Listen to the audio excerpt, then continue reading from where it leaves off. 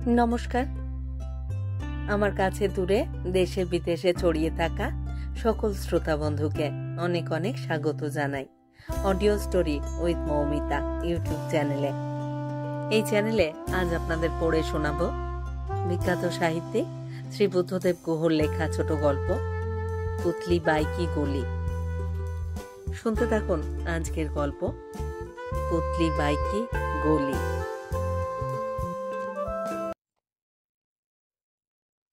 রমিতা খাটে বসেছিল জোড়াসনে, খুলের উপর জাপানি কাচের রেকাবিতে কদবেল মাখা নিয়ে। কাঁচা লঙ্কার ধনেপাতা দিয়ে কদবেল মেখে জম্পেশ করে খাচ্ছিল সে রবিবারে দুপুরে রেডিওর বাংলা নাটক শুনতে শুনতে। পাশে গোপী ভোঁস করে ঘুমোচ্ছিল, তার সময় নেই নষ্ট করবার। কচ্ছপের মাংস আর কুচো চিংড়ির ঝাল দিয়ে ভর পেট ভাত খেয়ে সে সবে আরামে রোববারের ঘুম ঘুমিয়েছে। খাওয়া দাওয়ার পর বেশিক্ষণ জেগে থাকার অভ্যেসই নেই গোপীর। প্রত্যেক ছুটির দিন খাওয়া শেষ হলে এবং শনিবার রাতেও একটা সিগারেট ধরিয়ে সিলিং ফ্যানের দিকে চেয়ে হুস করে টানতে টানতে শুয়ে পড়ে রমিতাকে বলে, আসবে তো এসো তাড়াতাড়ি, আমার ঘুম পেয়েছে। পেটের খিদের মতোই তীব্র, অথবা যে খিদে পেটের খিদের মতো যখন তখন এত সহজে মেটানো যায় না, সেই খিদের তাগিদে অপমানিত এবং অসম্মানিত বোধ করল রমিতা গোপীর কাছে আসে, পাশে শোয়ে, সায়ার বাঁধন আলগা করে। তার স্বামী যে তাকে খেতে পড়তে দেয়, গাড়ি চড়তে দেয়, টাকা দেয়, গয়নাও দেয় মাঝে মধ্যে, তার বিনিময়ে নিজের পক্ষে শরীরটাকে তো দিতেই হবে স্বামীর হাতে। লেনদেনের আর এক নামই সংসার। গোপী কোনো দিনও ভালো আদর করতে পারত না, ইদানিং আরও পারে না। গোপীর ক্ষমতা ভালো কি খারাপ এই খবর রমিতা জানবার কথা ছিল না, যদি না যোগেন তার জীবনে আসত। যোগেন গোপীর স্কুলের বন্ধু। গোপী এক অশিক্ষিত বড় লোকের ছেলে, পড়াশুনোতে কখনোই ভালো ছিল না। আইকমটা কোনো রকমে পাশ করে বাবার কারখানায় ঢুকে পড়েছে। বাবা মারা গেছেন, এক ছোট ভাই ছিল, তাকে কারখানার ত্রিসীমানাতেও আসতে দেয়নি গোপী। সম্পত্তি আলাদা করে এবং ব্যবসার 1 নম্বরের ভাগ শুধু দিয়ে 2 নম্বর পুরো নিজে হজম করে নিজের ভবিষ্যৎ পোক্ত করে নিয়ে হাভাতে শ্বশুর দেখে তার একমাত্র মেয়েকে বিয়ে করে লঞ্জি এবং সুখ শান্তি সবই নিজের করতলগত করে রেখেছে। পড়াশুনো করে যে গাড়ি চাপা পড়ে সে, এই কথা গোপী পড়াশুনো না করেই প্রমাণ করে দিয়েছে। রমিতা কদবেলে রেকাবি রেখে ঘরের লাগোয়া বাথরুমে হাত ধুয়ে এলো। এসে দেখল গোপী তখন গভীর ঘুমে অসাড়। ঘুম ভাঙলেই চা খাবে, বাড়িতে বানানো সিঙ্গাড়া কি চপ কিংবা আলুর চাট কি অন্য কোনো জলখাবারের সঙ্গে। আজ রোববার বলে ব্যাপার।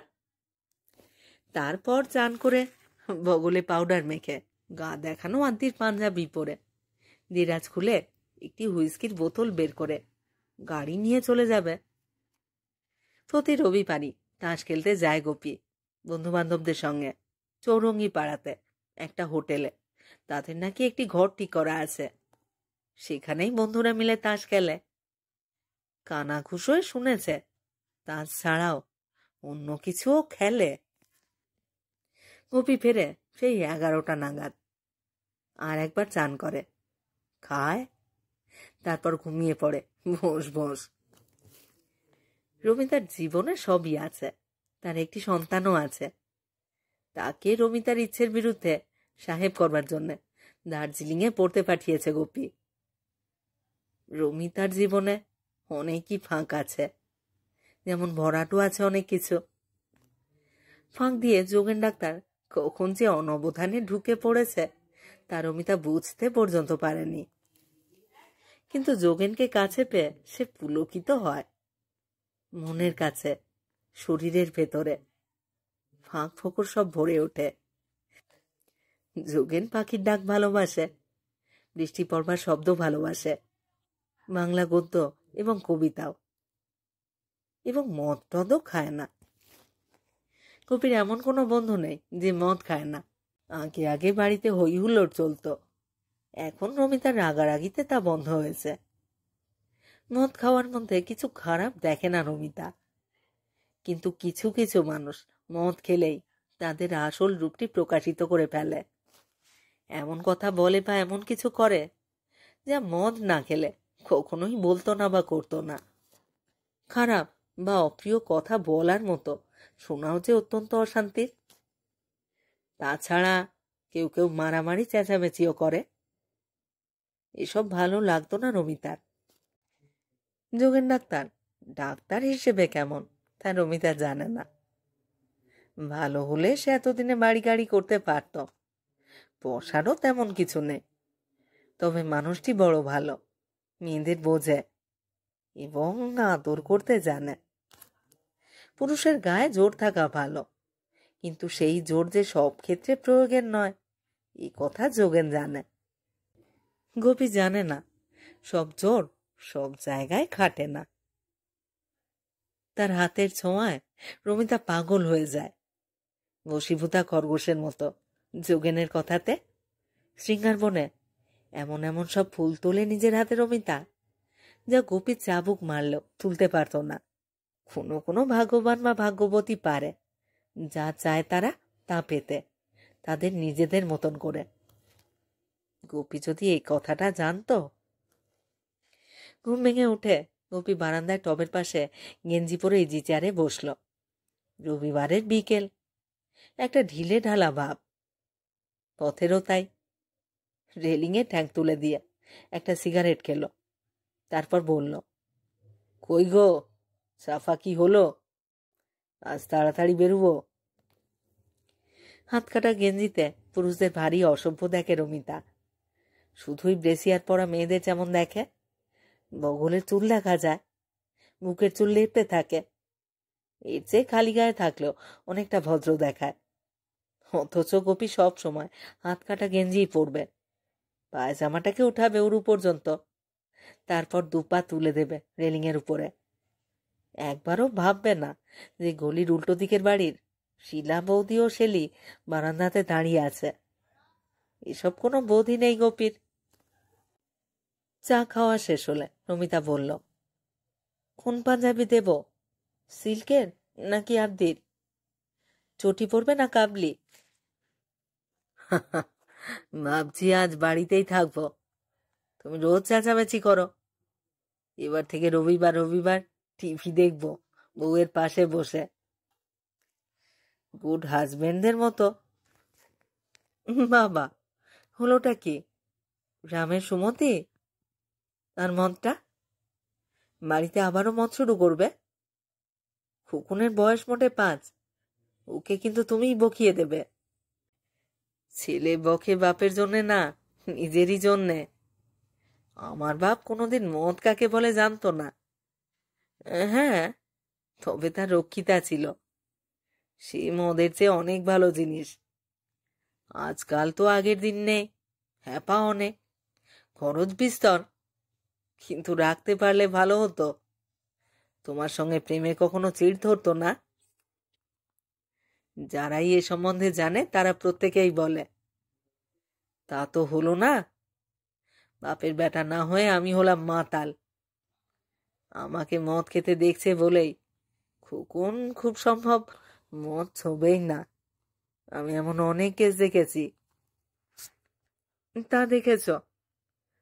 আমিও দেখেছি যে বাপকে দেখে ছেলে 10 বছর বয়স থেকেই মদ খেতে আর ভাগ মারতে শিখেছে।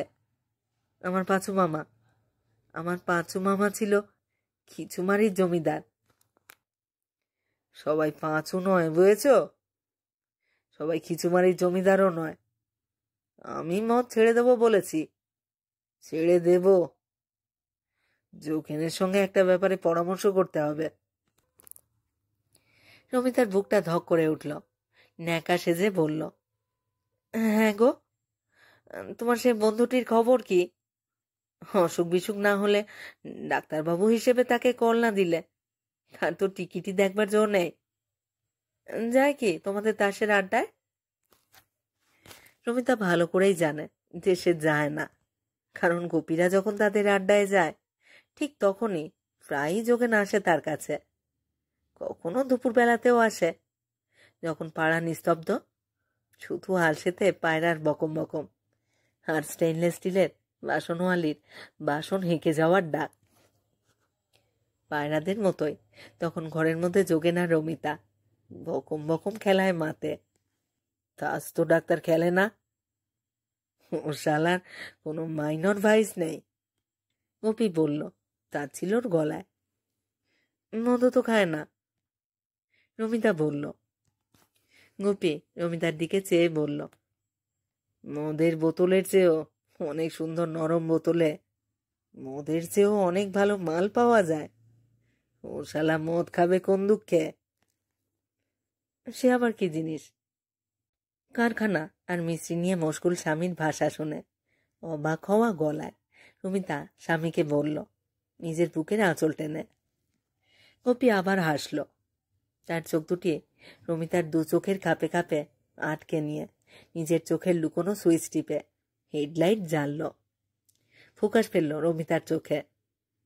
চোখের মণি, মনির পাশে সাদা অংশ, চোখের পাতা সব আতি পাতি করে খুঁজতে লাগল। যোগেনের প্রসঙ্গ ওঠায় এবং গোপীর ওই ক্রূর কঠিন দৃষ্টিতে রমিতার চোখের দৃষ্টি ধরা পড়ে গেল। নরম হয়ে এলো শেষ বিকেলের রোদের মতো।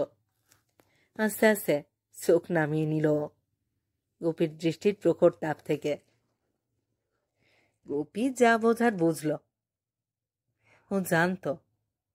ও জানতো যে অপরাধী শরীরের আর যেখানে যত জোর থাকুক না কেন, তার চোখে জোর থাকে না কখনো, আর থাকে না মেরুদণ্ডে। তাহলে তাহলে পায়জামা পাঞ্জাবি বের করব না? রমিতা কথা ঘুরিয়ে বলল। বের করো, স্নান করে একটু রাবড়ি কিনে নিয়ে আসি শর্মার দোকান থেকে। নিজে গেলে ভালো জিনিসটা পাবো, তারপরই ফিরে আসবো বাড়ি। কি ছবি আছে গো আজ টিভিতে? জিসকা বাদ্রি ওহি নাচায়, রমিতা বলল। বাহ, ফার্স্ট ক্লাস নাম তো, জিসকা বাঁধরি ওহি নাচায়। সংসারে তেমনই তো হবার কথা, কিন্তু মাঝে মধ্যে ব্যতিক্রমও ঘটে বলে রমিতার চোখের দিকে চেয়ে বলল, কি বলো?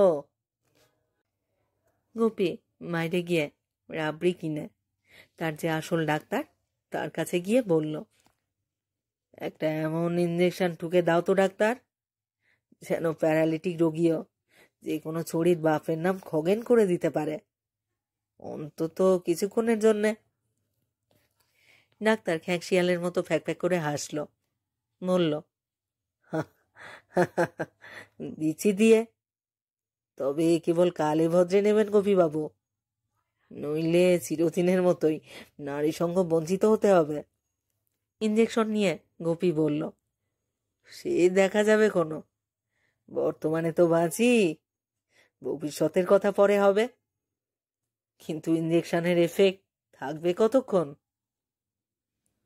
আরম্ভ হবে ঘন্টাখানেক পর, থাকবে 3 ঘন্টা। 100 টাকার নোট বের করে ডাক্তারকে দিল গোপী।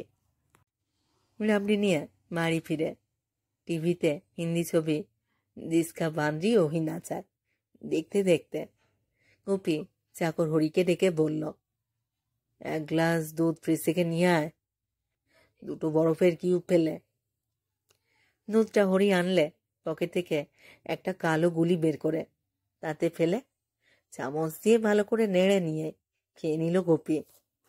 তারপর হরিকে বলল, রাবড়ি দে তো, 250 টাকা, সঙ্গে জমবে ভালো। রমিতা চোখ বড় বড় করে বলল, কি খেলে গো, কি খেলে? গোপী রাবড়ি খেতে খেতে চোখ নাচিয়ে বলল, ফুতলি বাই কি গলি। মানে কি সেটা? হরির দিকে চেয়ে গোপী বলল, পরে বলবো তোমাকে, এখন ছবি দেখো। ছবি শেষ হলে খেয়ে দিয়ে ওরা ঘরে এলো। আজ গোপীর কি হয়েছে রমিতা বুঝতে পারল না। এত গভীর, এতবার, ও এত দীর্ঘকালের পৌনপুনিক আনন্দ যে কোনো পুরুষ কোনো নারীকে দিতে পারে তা তার সম্পূর্ণ অজানাই ছিল। 10টা যোগেনেও তার এত আনন্দ হতো না। পুতলি ভাই কি গলি, কি জিনিস গো? সোহাগের গলায় রমিতা শুধাল। কি জিনিস বুঝতে পারছ না? হেসে ফেলল রমিতা, কিছুটা গোপীর বলার ধরনে, বাকিটা নিবিড় আনন্দে। ডাকাইত পুতলি ভাই যখন যে পুরুষের সঙ্গে শুতো তাকে শোয়ার ঠিক 2 ঘন্টা আগে এই গলি খাইয়ে নিত আমার এক সাপ্লায়ার, এনে দিয়েছে ভোপাল থেকে। ভোপাল? ভোপাল কোথায়? আহ, ভোপাল, গোয়ালিয়র এসবের নাম শোনোনি? ডাকাতদের জায়গা। তুমি তোমার সাপ্লায়ারকে বললে কি করে যে তুমি ভালো? তাই কি আর বলি? বলেছি আমার এক বন্ধুর জন্য নিচ্ছি, কোনো বন্ধুর সত্যি সত্যি দরকার থাকলে তাদেরও দেব। রমিতা চুপ করে রইল। এত সুখ পেয়েছে ও পাচ্ছে আজ, যে যোগেনকে মালুম ভুলেই গেল। মেয়েরা হয়তো এইরকমই হয় ভাবছিল রমিতা। সেদিন ঘুমোতে ঘুমোতে রাত 1:30। বিয়ের ঠিক পরের দিনগুলোর কথা বারবার মনে পড়ছিল রমিতার। পুতলি ভাইয়ের একটা ফটো থাকলে সেই ফটোর পায়ে রোজ সকালে ফুল দিত।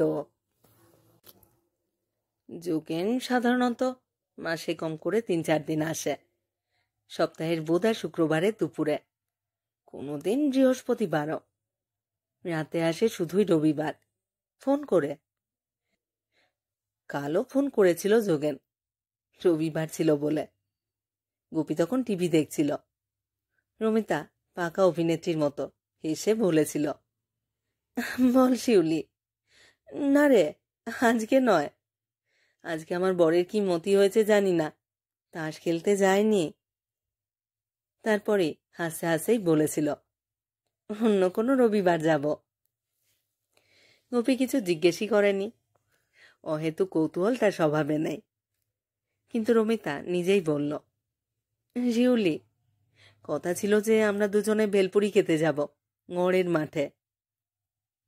শিউলি, এখন? শরতের তো অনেকই দেরি। স্বগতোক্তির মতো বলেছিল গোপী। রাতে সময় পরদিনই, মানে সোমবার, গোপীর মুখে মদের গন্ধ পেল রমিতা। কি হলো, আবার মদ খেলে? বললে না যে ছেড়ে দেবে? আর পুতলি ভাই কি করলি, কি হলো? গোপী হাসল, বলল, আজকে একজন বড় ডাক্তারের সঙ্গে আলাপ হলো। সাউথে গেছিলাম একজন কাস্টমারের সঙ্গে, এই ক্লাবে। তিনি বললেন মাসে একবারের বেশি ও জিনিস খেলে যন্ত্রপাতি বরাবরের মতো বিকল হয়ে যাবে, বুঝেছ? দীর্ঘশ্বাস ফেলে রমিতা বলল, না বোঝার কি আছে। 2টি মাত্র গলি এনে দিয়েছিল সাপ্লায়ার ট্রায়ালের জন্যে, কিন্তু শুনলাম 1 মাস ও জিনিস ঘরে রাখা যায় না। পরে ভোপাল থেকে রেগুলার সাপ্লাই আসবে আমার মাসে মাসে। এমন একটি জিনিস নষ্ট করব? একটি গলি তো রয়েছে, কিন্তু খাওয়া মানা মাস না পেরোলে কাকে দিয়ে দেওয়া যায় বলো তো? প্রমিতার বরকে দেব? ঘাচুকে? নমিতা বলল, না না, ঘাচুকে আর দিয়ে দরকার নেই। পতু যা বলে তাতে তো মনে হয় এমনিতেই বেচারিকে ঘাচু যা করবার উপক্রম করেছে, তার উপরে আবার পুতলি বাই কি গলি। তাছাড়া ঘাচুর দরকারই বাকি, 27 বছরের ছেলে। তাহলে এই ওষুধ দিয়ে কার বউ ভাগাবো বিনা দোষে? তার চেয়ে দরকার নেই, ওটা তুমি ফেলেই দিও, আপদ যাক। ফেলে দেবো? অবাক হয়ে রমিতা বলল, তা কি করবে? তুমিও কি পুতলি বাইয়ের মতো কাউকে খাওয়াতে চাও? ছি ছি ছি, কি খারাপ তুমি, বলল রমিতা, কিন্তু বুকটা ধক করে উঠল। তাহলে ফেলেই দিও, দেখো আবার চাকর ঠাকুর খেয়ে না ফেলে, মরবে তুমি। তবে যদি চাও তো খাওয়াতে পারো, আমার আপত্তি নেই। হরি বেটা তো খেতেও দেখেছে আমাকে। হ্যাঁ তো অসভ্য, কথার কোনো মাথা মুন্ডু নেই। আমি মিস্ত্রি মানুষ, হাতের পায়ের কাজ বুঝি, কথার কি জানি। পরদিন গোপী কারখানায় চলে গেল। সেই লিলুয়াতে কারখানা। বাড়ি থেকে একবার বেরিয়ে গেলে অনেকক্ষণের মনে শান্তি, আসতে যেতে ঘন্টা দুয়েকের ব্যাপার। যোগেন এসেছে, রমিতার সঙ্গে শুয়েছে জানতে পেল। আস্তে আস্তেই ঘন্টা কাবার হয়ে যাবে গোপীর। যোগেন এলো চুপি চুপি, দুপুরে চুরি করা মাছ খাওয়া বেড়ালের মতো, অতি সন্তর্পণে। তখন হরি অন্যদের সঙ্গে চিলেই কোঠায় বসে তাস খেলে। ঠাকুর মুখ হাঁ করে তাদের ঘরে ঘুমোয়। খস বেয়ে লাল গড়ায় তার, বেচারার বয়স হয়েছে। যোগেন এসেই প্রতিবারের মতো প্যান্টখানা খুলে পাট পাট করে খাটের বাজুতে ভাঁজ করে রাখতে গেল। কিন্তু রমিতা বলল, না না, আজ নয়, আজ একটা ওষুধ দিচ্ছি, বাড়ি নিয়ে গিয়ে কাল খাবে। আমার এখানে আসবার ঠিক 2 ঘন্টা আগে, তারপর দেখবে। ডাক্তারকে ওষুধ খাওয়াচ্ছ তুমি? কেন, আমি কি ইম্পো? রমিতা বলল, ইম্পোই তো। পুতলি পাইকি গলি টেম্পো যারা দেখেনি তারা সবাই ইম্পো। এই কথা, এই কথা আমি নিজের অভিজ্ঞতা থেকেই বলছি। তুমি তো জানো বড় সুন্দর তুমি, তুমি এই ওষুধ খেলে আমার যে কি হবে, অত সুখ যে কোথায় রাখবো। রমিতা উত্তেজনায় রুদ্ধ গলায় বলল, গোদরেজের আলমারি কিনে দেবো একটা, সুখ রাখবার জন্যে। যোগেন খুলে ফেলা প্যান্ট পরতে পরতে বলল। রমিতা ফ্রিজ থেকে গুলিটা বের করে এনে পরিষ্কার কাগজে মুড়ে যোগেনকে দিল। বলল, সাবধানে রেখো, আর কালকে এসো কিন্তু। কাল তোমারই এনে দেওয়া ক্যামে সাবান দিয়ে ভালো করে চান করে তোমার জন্যই তৈরি হয়ে থাকবো। খস আতর মাখবো সারা গায়ে। যোগেন খুব অবাক হলো। রমিতার সাধারণত এসব ব্যাপারে নিরুচ্চার থাকে, বেশিরভাগ মেয়েরাই থাকে। হঠাৎ এমন নির্লজ্জ হয়ে উঠল। তাদের কথা যা সব চোখে ঠোঁটের আভাসে। পুতলি পাই কি গলি রমিতার একই ভাবান্তর ঘটিয়ে দিল। পেলে কোত্থেকে গলি? যোগের শুধল, ভোপাল থেকে এনে দিয়েছে তোমার বন্ধু সাপ্লায়ার। ভোপাল থেকে? হ্যাঁ, ওসব ডাকাতদের জায়গা, জানো না? হুম, বলে যোগেন চলে গেল। গোপীর কারখানায় এক কোনায় ছোট্ট ঘর কয়েকটি, মধ্যেরটি গোপীর। একজন সাধু লাল পোশাক পরে গলায় রুদ্রাক্ষর মালা ঝুলিয়ে বাইরে দাঁড়িয়েছিল। গোপী তাকে ভিতরে ডাকল। বিয়ারাকে ডেকে বলল, আর কাউকে ঘরে ঢুকতে দিবি না। সাধু বসলো উল্টো দিকের চেয়ারে। গোপী ড্রয়ার থেকে 3X রামের একটি পাইন্ট বের করে সাধুকে দিল। সাধু বলল, বোম শঙ্কর, বোম শঙ্কর, বলে ঢকঢক করে জলের মতো খেয়ে ফেলল। গোপীও বলল, বোম শঙ্কর। গোপী বলল, ও সম্রা, কেস ক্যাঁচাইন করবে না তো? হে, সম্রা কখনো ক্যাঁচাইন করেনি গোপীদা। কোন ফুটোয় কোন তেল দিতে হয়, কোথায় কখন কি করতে হয়, এই সম্রার মতো আর কেউই জানে না। নইলে কি আর এত অল্প দিনে এত বড় সাধু হয়ে উঠি? কত নাম ডাক আমার, কি না চেনে আমাকে। আমেরিকায় নিয়ে যাবে আমেরিকান সরকার, সে কি মুখ দেখে? আরো কত ভেলকি শিখে আসবো সেখান থেকে, কত রকম গুপ্তিবিদ্যা। মধ্যে মাল না থাকলে গোপীদা এত দূরে ওঠা যায় না কখনো। মোহান্ত বাবাকে তো কম মাল খাওয়াইনি, কম তেলও লাগাইনি। আমার অসাধ্য কিচ্ছু নেই। নিজের ঘর ভেঙেছি, অন্যের ঘরও ভেঙেছি কতবার, আর ছুঁচো ইঁদুর মারতে পারবো না দু একটা? গোপী ওকে 500 টাকা দিল ড্রয়ার থেকে বের করে। বলল, কাজটা যদি নির্বিঘ্নে হয়ে যায় তাহলে আরো 500 নিয়ে যেও, তবে এখানে নয়, অন্য কোনোখানে। তারপর একটু চুপ করে থেকে বলল, আচ্ছা একটা কথা বলো দেখি, মরণ গুলি নয়, আমার গুলিটা কি দিয়ে বানিয়েছিলে সম্রা? সম্রা হাসল, বলল, তুমিও যেমন, বুঝতে পারলে না, ও তো সিদ্ধি। গোপী বলল, হ, বিড়ে খেতে, আগে খাইনি কখনো। যোগেন ঘড়িটা দেখল, বেলা 12টা বাজে। সবে সার্পেন্টাইন লেনে একটা রোগী দেখে বেরুলো সে। ভেবেছিল রমিতার দেওয়া ওষুধটা রোগীর বাড়িতে 1 গ্লাস জল চেয়ে নিয়ে খাবে। তারপর ভাবল, না, কে কি ভাববে, অ্যালোপ্যাথিক ডাক্তার নিজে গুলি খাচ্ছে, দেখে ডাক্তারের উপরই ভক্তি চটে যাবে হয়তো।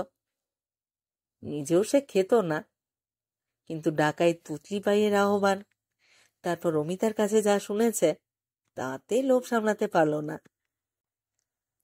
ভাবছিল কি এমন অ্যাফ্রোডিসিয়া ওই গুলির মধ্যে থাকতে পারে। রমিতার বুকের খাঁজের গন্ধের জন্য, ওর শরীরের মৃত্তিকা গন্ধি ছায়ায় ছায়াচ্ছন্ন থাকার জন্য যোগেন সব কিছুই করতে পারে। মেয়েদের শরীরটা যে পুরুষের কাছে কত বড়, বিশেষ নারীর শরীর বিশেষ পুরুষের কাছে, তা মেয়েরা নিজেরাই হয়তো জানতো না।